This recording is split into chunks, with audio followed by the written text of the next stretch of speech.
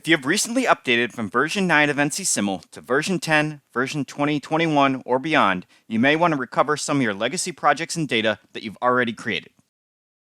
As a prerequisite, make sure that the NC-Simul team has updated any machines for you, and then any previous projects can be transferred over.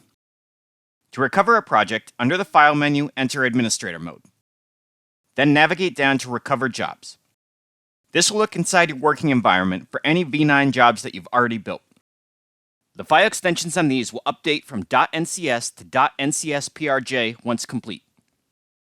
You can also import a project into a working environment from anywhere as well.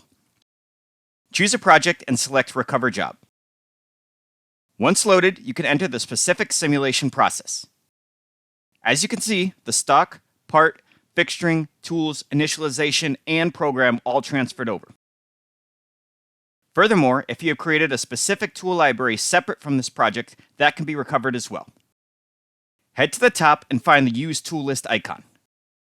Then select Convert V9 Tool List. Similar to the project, the file extension will be updated from .lib to .tlib. You can now find the newly created library in the Resources folder. From here, you can start a simulation directly, and then we'll be off and running with the newest version of the software. NC-Simul makes it very easy to keep all of your hard work from the previous version and assemble it for you automatically again in the new one.